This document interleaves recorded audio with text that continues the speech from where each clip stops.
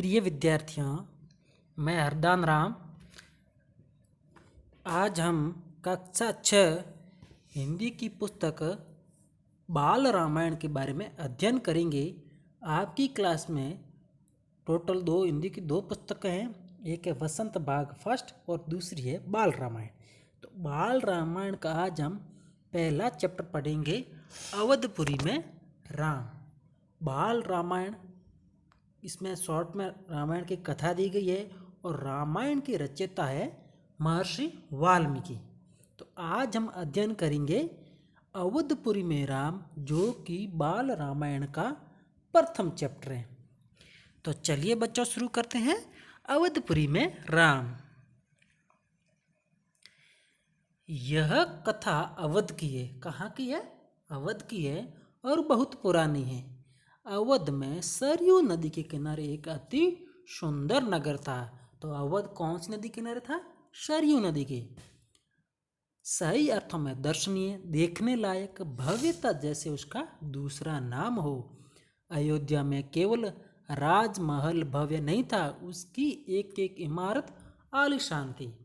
आम लोगों के घर भव्य थे, सड़कें चौड़ी थी, सुंदर बाग बगीचे, पानी से लबालब भरे सरोवर, खेतों में लहराती हरियाली, हवा में हिलती फसलें सरयू की लहरों के साथ खेलती थी। अयोध्या हर तरह से संपन्न नगरी थी। संपन्नता कोने अंतरे तक बिखरी हुई थी। सभी सुखी, सभी समृद्ध। दुख और विपन्नता को अयोध्या को पता ही नहीं मालूम था। अर्थात अयोध्या में क्या था? सुख ही सुख था, दुख का तो नाम निशान नहीं था। राजा के महल भी आलीशान थे, आम लोगों के मकान भी आलीशान थे, खेतों के अंदर फसलें लहराती हुई थी, चारों तरफ हरियाली छाई हुई थी, शुद्ध हवा थी, पीने के लिए पानी की शानदार व्यवस्था थी। या उन्हें नगर की सीमा में प्रवेश की अनुमति नहीं थी। यानी कि अयोध्या में कोई दुख था ही नहीं। या ये हो सकता है कि अयोध्या के अंदर उस नगर में प्रवेश की अनुमति भी नहीं थी। किसकी? दुख की और विपन्नता की। पूरा नगर विलक्षण था, अद्भुत और मनोरम था, अनोखा था, जो देखने में आलीशान लगता था। उसे ऐसा ही होना था। ये कौशल राज्य की राजधानी थी। अयोध्या है जो कौन से राज्य की राजधानी थी? कौशल राज्य की। राजा दशरथ वहीं रहते थे। उनके राज में दुख का भला क्या काम। राजा दशरथ कुशल योद्धा और न्यायप्रिय शासक थे। महाराज अज के पुत्र थे। राजा दशरथ किसके पुत्र थे? अज के थे, जो कि रघु के वंशज है। रघुकुल के उत्तराधिकारी। रघुकुल की रीति नीति का प्रभाव हर जगह दिखाई देता था। सुख समृद्धि से लेकर बात व्यवहार तक लोग मर्यादाओं का पालन करते थे, सदाचारी थे। पवित्रता और शांति हर जगह थी, नगर में भी और लोगों के मन में भी। कहाँ के लोगों के मन में? अयोध्या के लोगों के मन में। और वह किसका राज था? रघुकुल का। और राजा थे दशरथ। राजा दशरथ यशस्वी थे। उन्हें किसी चीज की कमी नहीं थी। राज सुख था, कमी होने का प्रश्न ही नहीं था।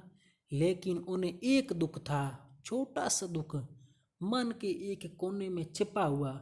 वह रह रह कर उभर आता था, उन्हें सालता रहता था। उनकी कोई संतान नहीं थी। और दशरथ का दुख क्या था? संतान नहीं थी। बाकी प्रजा भी खुश थी, राजा भी खुश थे, सब भी सुखी थे, नगर भी सुख समृद्ध था। लेकिन एक ही चिंता सता रही थी, वह थी संतान नहीं थी। आयु लगातार बढ़ती जा रही थी। उनकी 3 रानियां थी, कौशल्या, सुमित्रा और कैकेयी। तो राजा दशरथ की कितनी रानियां थी? 3 रानियां थी। कौन कौन? कौशल्या, सुमित्रा और कैकेयी। रानियों के मन में भी बस यही एक दुख था। कौन सा दुख? संतान नहीं होने का। संतान की कमी, जीवन सूना सूना लगता था। राजा दशरथ से रानियों की बातचीत प्राय इसी विषय पर आकर रुक जाती थी। राजा दशरथ की चिंता बढ़ती जा रही थी। बहुत सोच विचार कर अब महाराज दशरथ ने इस संबंध में वशिष्ठ मुनि से चर्चा की। किससे की? वशिष्ठ मुनि से चर्चा की, जो कि राजा दशरथ के कुल गुरु है। वशिष्ठ मुनि कौन है? राजा दशरथ के कुल गुरु। तो राजा दशरथ ने वशिष्ठ मुनि से इस बारे में चर्चा की कि संतान नहीं है। उन्हें पूरी बात विस्तार से बताई, रघुकुल के अगले उत्तराधिकारी के रूप में अपनी चिंता बताई। और राजा दशरथ ने बताया कि रघुकुल के अगले उत्तराधिकारी कौन होंगे, क्योंकि राजा दशरथ के संतान नहीं थी। मुनि वशिष्ठ राजा दशरथ की चिंता समझते थे। उन्होंने दशरथ को यज्ञ करने की सलाह दी। और मुनि वशिष्ठ ने क्या कहा कि आप पुत्रष्ट यज्ञ कीजिए। महर्षि ने पुत्रष्टि यज्ञ करो और आपकी इच्छा अवश्य पूरी होगी। और महर्षि वशिष्ठ मुनि ने कहा आप पुत्रष्टि यज्ञ करें, उससे आपकी इच्छा पूरी हो जाएगी। यज्ञ महान तपस्वी ऋषि श्रृंग की देखरेख में हुआ। और ऋषि किस यज्ञ है जो किसकी देखरेख में हुआ? ऋषि श्रृंग की देख में। पूरा नगर उसकी तैयारी में लगा हुआ था। यज्ञशाला सरयू नदी के किनारे बनाई गई। और यज्ञशाला भी कहाँ बनाई गई? सरयू नदी के किनारे, क्योंकि पूरी अयोध्या वो किसके किनारे? सरयू नदी के किनारे। यज्ञ में अनेक राजाओं को निमंत्रित किया गया। तमाम ऋषि मुनि पधारे। शंख ध्वनि और मंत्रोच्चार के बीच एक एक कर सबने आहुति डाली। और अंतिम आहुति राजा दशरथ ने डाली।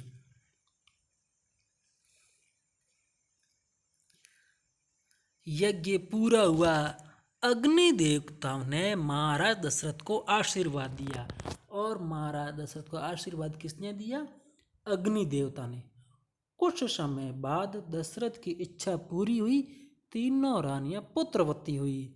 और महारानी कौशल्या ने राम को जन्म दिया। और रानी कौशल्या ने किसको जन्म दिया? राम को दिया। चैत्र माह की नवमी के दिन। किस दिन?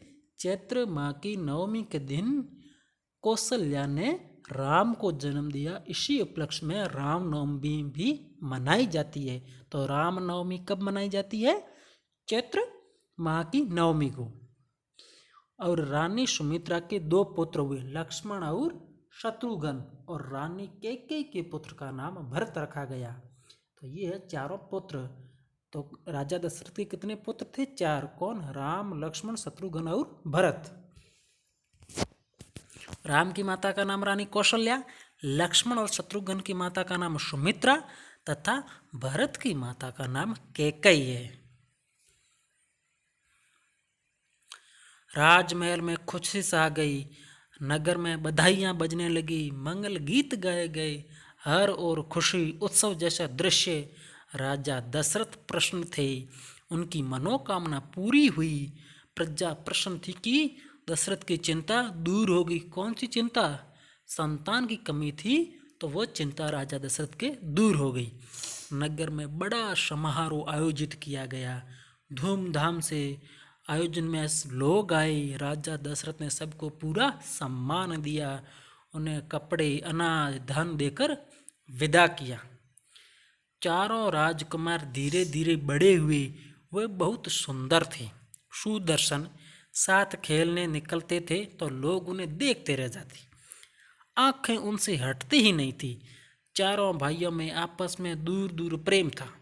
वे अपने बड़े भाई राम बहुत की आज्ञा मानते थे। जो बाकी वाले भाई थे वो राम की आज्ञा मानते थे। खेल कूद में लक्ष्मण प्राय राम के साथ रहते थे। जब खेलने जाते थे तो लक्ष्मण है वो राम के साथ रहते थे। भरत और शत्रुघ्न की एक अलग जोड़ी थी। जब ये खेलने जाते तो राम और लक्ष्मण की जोड़ी अलग थी। भरत और शत्रुघ्न की जोड़ी अलग थी, जो अंततः जारी रही।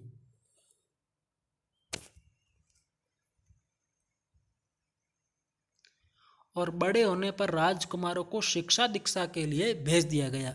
और जैसे ये बड़े हो गए तो मुनि वशिष्ठ के पास इनको शिक्षा के लिए भेज दिया गया। उन्होंने कुशल और अपनी विद्या में दक्ष गुरुजनों से ज्ञान अर्जित किया, शास्त्रों का अध्ययन किया, शस्त्र विद्या सीखी। चारों राजकुमार कुशाग्र बुद्धि थे। जल्द ही सब विद्याओं में पारंगत हो गई। राम इसमें सर्वोपरि थे। उनमें कई अन्य गुण भी थे, विवेक, शालीनता और न्यायप्रियता। तो राम के अंदर अन्य गुण कौन से थे? विद्या तो सबने सीखी थी, लेकिन राम है वो सबसे अलग थे, सब में सर्वोपरि थी। और उनके अन्य गुण हैं विवेक, शालीनता और न्यायप्रियता। राजा दशरथ को राम सबसे अधिक प्रिय थे। तो राजा दशरथ को सबसे प्रिय पुत्र कौन थे? राम थे, ज्येष्ठ पुत्र होने के कारण, और दूसरा है इन मानवीय गुणों के कारण। प्रिय क्यों थे? क्योंकि ये एक तो सबसे बड़े थे, ज्येष्ठ पुत्र थे, ज्येष्ठ नहीं सबसे बड़ी, और दूसरे थे इनमें मानवीय गुण, इसीलिए राम सबसे प्रिय थे। राजकुमार कुछ और बड़े हुए, विवाह योग्य। नगर में इसकी चर्चा होने लगी। महाराज दशरथ भी ऐसा ही चाहते थे, अपनी संतानों के लिए सुयोग्य वधुएं। परिजनों में चर्चा पहले से ही हो रही थी, बाद में पुरोहितों को भी इसमें शामिल कर दिया गया। अयोध्या का राजमहल एक दिन ऐसी ही चर्चा चल रही थी। एक दिन अयोध्या नगरी में ऐसी ही चर्चा चल रही थी, राजमहल के अंदर भी ऐसी चर्चा चल रही थी। गहन मंत्रणा, तब भी एक द्वारपाल घबराया हुआ अंदर आया। मंत्रणा चल रही थी किसके बारे में? चारों पुत्र के विवाह के बारे में। लेकिन तभी द्वारपाल है वो घबराया हुआ आया। उसने सूचना दी कि महर्षि विश्वामित्र पधारे हैं। कौन पधारे हैं? विश्वामित्र पधारे हैं। राजा दशरथ तत्काल अपना आश्रम छोड़कर खड़े हो गए। द्वार की ओर बढ़े, महर्षि की अगवानी करने उन्हें लेकर दरबार में आए और विश्वामित्र को ऊंचा आसन दिया गया। विश्वामित्र कभी स्वयं राजा थे, और जो विश्वामित्र थे वे भी पहले कभी राजा थे, बहुत बड़े और बलशाली। बाद में अपना राजपाट छोड़ दिया, संन्यास ग्रहण कर लिया, जंगल चले गई। वहीं उन्होंने अपना आश्रम बनाया, उसे उन्होंने सिद्धा आश्रम नाम दिया। तो विश्वामित्र के आश्रम का नाम क्या था? सिद्धा आश्रम। ये स्वयं पहले राजा थे, बलशाली थे, बहुत बड़े। महर्षि की स्वागत सत्कार के बाद दशरथ ने कहा, महर्षि आज्ञा दे, मैं आपकी क्या सेवा कर सकता हूँ? आप अपने मन की बात कहिए, आपकी आज्ञा का पूरी तरह पालन होगा। और राजा दशरथ ने कहा कि आप यहाँ क्यों पधारे, किस लिए पधारे? आप आज्ञा दीजिए, कौन सी सेवा हमसे लेना चाहते हैं? हम आपकी सेवा के लिए तैयार हैं। आप जो भी आज्ञा दोगे, हम उस आज्ञा को पूरी करने का प्रयास करेंगे और पालन भी करेंगे। राजन, मैं जो मांगने जा रहा हूँ उससे देना आपके लिए कठिन होगा। और विश्वामित्र ने राजा दशरथ से कहा कि मैं आपसे जो मांग रहा हूँ वो देने के लिए, यानी आपके देने के वश की बात नहीं है, उसे देना आपके लिए कठिन होगा। आप आज्ञा दीजिए महर्षि, मैं उसे पूरा करने के लिए तत्पर हूँ, बिल्कुल नहीं हिचकूंगा। राजा दशरथ कह रहे हैं, आप जो भी आज्ञा देंगे मैं इससे पूरा करूँगा। आप आज्ञा दीजिए, मैं तनक भी हिचकूंगा नहीं, बिल्कुल भी नहीं हिचकूंगा, पूरा प्रयास करूँगा। मैं सिद्धि के लिए एक यज्ञ कर रहा हूँ। अनुष्ठान लगभग पूरा हो गया है, लेकिन 2 राक्षस उसमें बाधा डाल रहे। मैं जानता हूँ कि उन राक्षसों को केवल एक ही व्यक्ति मार सकता है, वो है राम। आप अपने ज्येष्ठ पुत्र को मुझे दे दे ताकि यज्ञ पूरा हो। विश्वामित्र ने कहा कि मैं मेरी सिद्धि के लिए यज्ञ कर रहा हूँ और वह अनुष्ठान है वो पूरा नहीं हो रहा है, उसमें 2 मायावी राक्षस हैं वो बाधा डाल रहे हैं, इसलिए उन राक्षसों को मारने वाले व्यक्ति एक ही, वह है राम। इसीलिए आप मेरे को अपने बड़े पुत्र को मेरे साथ भेज दें। दशरथ पर जैसे बिजली गिर पड़ी, वह अचकचा गए। उन्हें उम्मीद ही नहीं थी कि मुनिवर उनसे राम मांग लेंगे। उनके ज्येष्ठ पुत्र, उनके सबसे प्रिय दशरथ की चिंता में पड़ गए। दशरथ ये नहीं सोच रहे थे कि विश्वामित्र उनसे राम को मांग लेंगे, इसलिए दशरथ है जो चिंता में पड़ गए। विश्वामित्र दशरथ की दुविधा समझ रहे थे। उन्होंने कहा, मैं राम को केवल कुछ दिनों के लिए मांग रहा हूँ, यज्ञ 10 दिन में संपन्न हो जाएगा। और विश्वामित्र ने कहा, मैं राम को केवल कुछ दिनों के लिए मांग रहा हूँ, जैसे यज्ञ पूरा हो जाएगा मैं वापस लौटा दूंगा। महाराज दशरथ दुखी हो गए, पुत्र वियोग की आशंका से कांप उठे। दरबार में सन्नाटा छा गया। दशरथ की दशा देखकर मंत्री चिंतित थे पर चुप थे। महर्षि वशिष्ठ शांत थे। इतने में दशरथ कांप कर बेहोश हो गए। होश आया तो डर ने उन्हें फिर जकड़ लिया। मूर्छित होकर दोबारा गिर पड़े। संज्ञा शून्य पड़े रहे। तो जैसे ही विश्वामित्र ने कहा, मैं राम को लेने के लिए आया हूँ, तो वो चिंता में पड़ गए, क्योंकि वो पुत्र वियोग की आशंका से चिंता में क्यों पड़ गए, क्योंकि विश्वामित्र ने राम को मांग लिया था, इसीलिए। और राम थे वो राजा दशरथ के सबसे प्रिय पुत्र थे। वो राम को कहीं दूर भेजना नहीं चाहते थे, इसलिए वो चिंता में पड़ गए। महर्षि विश्वामित्र का क्रोध बढ़ता जा रहा था।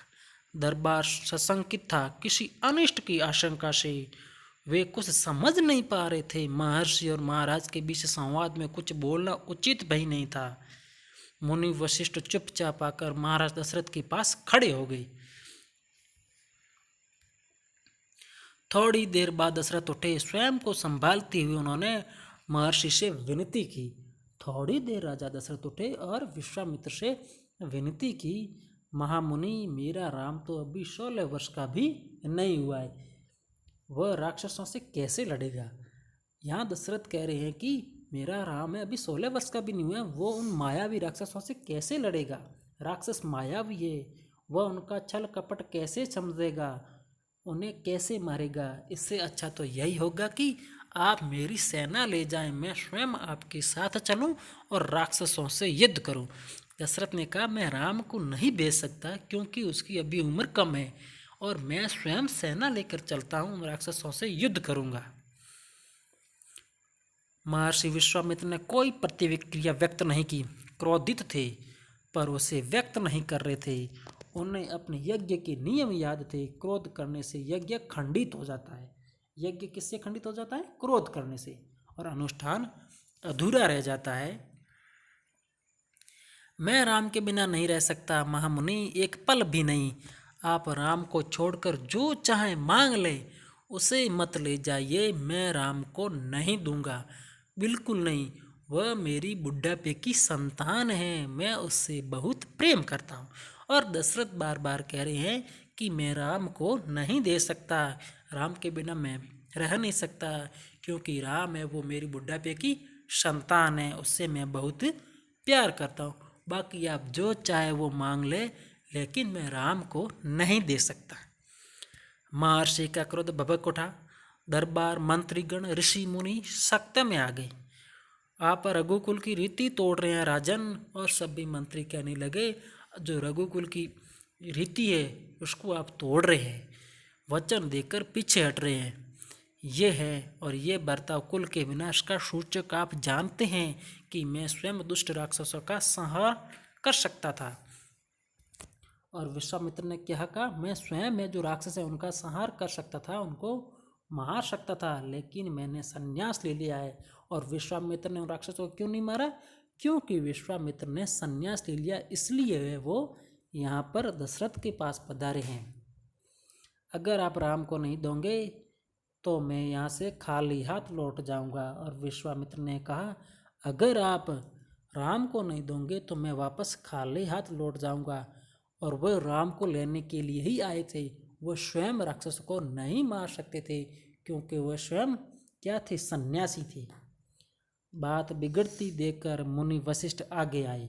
और जैसे ही राजा दशरथ और विश्वामित्र के बीच बातचीत चल रही थी, संवाद चल रहा था, फिर बीच में कौन आए? मुनि वशिष्ठ आए। महाराज दशरथ को समझाया राम की शक्ति के बारे में, प्रतिज्ञा तोड़ने के संबंध में। किसके बारे में समझाया? राम की शक्ति के बारे में और प्रतिज्ञा तोड़ने के संबंध में। प्रतिज्ञा कौन सी? राजा दशरथ ने कहा था कि आप जो भी आज्ञा देंगे मैं उनका पालन करूंगा। ये महर्षि विश्वामित्र के साथ रहने पर राजकुमार राम को होने वाले लाभ के बारे में। और मुनि वशिष्ठ ने बताया कि राम अगर विश्वामित्र के साथ रहेंगे तो उन्हें बहुत सारी विद्याओं का ज्ञान होगा। राजन, आपको अपना वचन पूरा करना चाहिए, रघुकुल की रीति है ये। प्राण देकर भी आपके पूर्वजों ने वचन निभाया है। आप राम की चिंता न करें, महर्षि होते उनका कोई कुछ नहीं बिगाड़ सकता। और मुनि वशिष्ठ ने कहा, आप अपना वचन पूरा करिए, राम को विश्वामित्र के साथ भेज दीजिए, यही रघुकुल की रीति है। और आप राम की चिंता मत करिए, महर्षि विश्वामित्र के होते हुए उन्हें कोई कुछ नहीं बिगाड़ सकता। महाराज दशरथ की चिंता कुछ कम हुई, पर मन अब भी खिन्न था, दुखी था। पुत्र बिछोह का दुख सभी तर्कों पर भारी पड़ रहा था। गुरु वशिष्ठ ने कहा, महाराज, महर्षि विश्वामित्र सिद्ध पुरुष हैं, तपस्वी हैं, अनेक गुप्त विद्याओं के जानकार हैं। वह कुछ सोच कर ही यहाँ आए हैं। राम उनसे अनेक नई विद्याएं सीख सकेंगे। राम को महर्षि विश्वामित्र के साथ जाने दें और राम को उन्हें सौंप दें।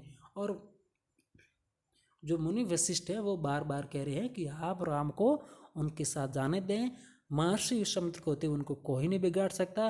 और महर्षि विश्वामित्र स्वयं तपस्वी हैं, अनेक गुप्त विद्याओं के जानकार हैं। वो यहाँ आए तो कुछ सोच समझ कर ही आए हैं, इसलिए आप और राम को उनके साथ भेज दीजिए। दशरथ ने मुनि वशिष्ठ की बात दुखी मन से स्वीकार कर ली, लेकिन वह राम को अकेले नहीं भेजना चाहते थे। उन्होंने विश्वामित्र से आग्रह किया, कहा कि वे राम के साथ उनके छोटे भाई लक्ष्मण को भी ले जाएं। महर्षि विश्वामित्र ने महाराज दशरथ का ये आग्रह स्वीकार कर लिया और अंत में राजा दशरथ ने बात मान ली और एक शर्त ये रखी थी कि राम अकेले को नहीं भेजेंगे, साथ में किसको भेजेंगे? लक्ष्मण को। और तो इस आग्रह को विश्वामित्र ने स्वीकार कर लिया। राम और लक्ष्मण को तत्काल दरबार में बुलाया गया और उसी वक्त राम लक्ष्मण दोनों को दरबार में बुलाया गया। महाराज दशरथ ने उन्हें अपने निर्णय की सूचना दी। दोनों भाइयों ने उसे सहर्ष स्वीकार कर लिया, सिर झुकाकर आदर सहित। जैसे ही राम और लक्ष्मण को बोला कि आपको विश्वामित्र के साथ जाना है, तो दोनों भाइयों ने जो शर्त है वो मंजूर कर ली, आदर सहित मान ली, सहर्ष स्वीकार कर ली। इसकी सूचना माता कौशल्या को दी गई और राम की माता रानी कौशल्या को भी सूचना दी गई। बताया गया कि राम और लक्ष्मण वन जा रहे हैं। महर्षि विश्वामित्र के साथ नितांत गंभीर माहौल में स्वस्ति वचन हुआ, शंख ध्वनि हुई, नगाड़े बजे। महाराज दशरथ ने भावुक होकर दोनों पुत्रों का मस्तक चूमकर उन्हें महर्षि को सौंप दिया। और आखिर में राजा दशरथ ने दोनों पुत्रों को, राम और लक्ष्मण को, विश्वामित्र को सौंप दिए। दोनों राजकुमार बिना विलंब किए महर्षि के साथ चल पड़े और राम और लक्ष्मण दोनों महर्षि विश्वामित्र के साथ चल पड़े। बीहड़ और भयानक जंगलों की ओर विश्वामित्र आगे आगे चल रहे थे, राम उनके पीछे थे। लक्ष्मण राम से 2 कदम पीछे। सबसे आगे विश्वामित्र चल रहे थे, उनसे पीछे राम चल रहे थे और राम से पीछे लक्ष्मण। अपने धनुष संभाले हुए, पीठ पर तुणीर बांधे और कमर में तलवारें लटकाए हुई। तो बच्चा, ये था आज का चैप्टर अवधपुरी में राम बाल रामायण का पहला चैप्टर। इसके अंदर ये बताया गया कि अयोध्या नगरी है जो कि सरयू नदी के किनारे पर स्थित है और बहुत ही सुंदर नगरी है, कोई किसी चीज़ की कमी नहीं है। और वहाँ के राजा हैं दशरथ। राजा भी खुश हैं और प्रजा भी खुश है। लेकिन एक इस चिंता सता रही थी, वह थी राजा दशरथ की कोई संतान नहीं थी। तब राजा दशरथ ने इस चिंता को मुनि वशिष्ठ के सामने रखा। तब मुनि वशिष्ठ ने कहा था कि आप पुत्रष्टि यज्ञ कीजिए, ये आपकी चिंता दूर हो जाएगी। तब राजा दशरथ ने जो पुत्रष्टि यज्ञ कराया और अग्नि देवता के आशीर्वाद से राजा दशरथ की 4 संतान हुई। राम, लक्ष्मण, शत्रुघ्न और भरत। राम की माता का नाम कौशल्या और भरत की माता का नाम कैकेयी। लक्ष्मण और शत्रुघ्न की माता का नाम सुमित्रा। और जैसे जैसे राम और लक्ष्मण बड़े हो रहे थे, फिर उनको भेज दिया गया था शिक्षा दीक्षा के लिए मुनि वशिष्ठ के पास। वहाँ से शिक्षा दीक्षा ग्रहण की, फिर वापस राजमहल में आ गए। फिर पूरे अयोध्या नगरी में चर्चा होने लगी कि अब ये पुत्र बड़े हो गए हैं, इनका विवाह किया जाए। ऐसी ही चर्चा एक दिन राजमहल के अंदर चल रही थी। तभी महर्षि विश्वामित्र आए और उन्होंने बताया कि मैं वो राम को लेने के लिए आया हूँ कि मैं एक अनुष्ठान यज्ञ कर रहा हूँ। उस यज्ञ के अंदर मायावी राक्षस बाधा डाल रहे हैं, इसलिए आप राम को मेरे साथ भेजिए। तब राजा दशरथ बहुत दुखी हो जाते हैं, क्योंकि राजा दशरथ है वो राम से बहुत प्रेम करते हैं, सबसे प्रिय पुत्र है। और विश्वामित्र उन्हीं को मांगने के लिए आए हैं। तभी मुनि वशिष्ठ ने कहा था कि आप राम को विश्वामित्र के साथ भेज दीजिए, वहाँ पर कोई डर नहीं है। विश्वामित्र स्वयं तपस्वी हैं, कोई उनसे कुछ बिगाड़ नहीं सकता। और आखिर में राजा दशरथ मुनि वशिष्ठ की बात मान लेते हैं, राम और लक्ष्मण दोनों को विश्वामित्र के साथ भेज देते हैं। तो ये पूरा चैप्टर था अवधपुरी में राम। अब देखिए अभ्यास प्रश्न। पहला प्रश्न है, राजा दशरथ के कुल गुरु कौन थे? तो राजा दशरथ के कुल गुरु थे महर्षि वशिष्ठ। कौन थे? मुनि वशिष्ठ, महर्षि वशिष्ठ। दूसरा प्रश्न देखिए, राजा दशरथ को पुत्रष्टि की सलाह किसने दी थी? किसकी देखरेख में हुआ? तो राजा दशरथ को पुत्रष्टि यज्ञ की सलाह किसने दी? महर्षि वशिष्ठ ने दी। और ऋषि श्रृंग की देखरेख में यह यज्ञ संपन्न हुआ। यज्ञशाला कहाँ बनाई गई? तो यज्ञशाला सरयू नदी के किनारे। यज्ञशाला कहाँ बनाई गई? सरयू नदी के किनारे बनाई गई। राजकुमार राम का जन्म कब हुआ? तो राजकुमार राम का जन्म चैत्र माह की नवमी के दिन हुआ। राजा दशरथ के पुत्रों तथा उनकी माताओं के नाम लिखिए। तो राजा दशरथ के कुल कितने पुत्र थे? 4 पुत्र थे। और सबसे बड़े थे राम, जिनकी माता का नाम था कौशल्या। भरत, जिनकी माता का नाम था कैकेयी।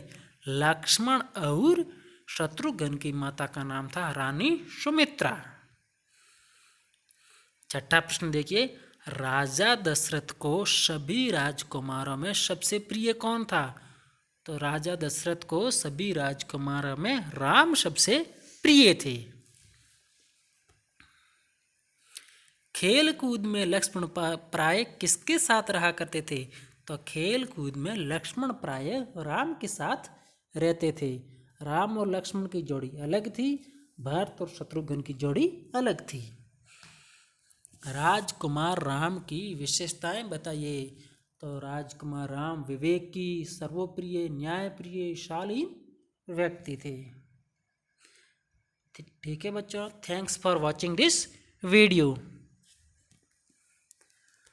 अगर आपको मेरा ये वीडियो पसंद आया तो इसको लाइक और शेयर ज़रूर करें, तथा इसी प्रकार के अन्य वीडियो पाने के लिए मेरे YouTube चैनल हिंदी शिक्षण मंच को सब्सक्राइब करना न भूलें।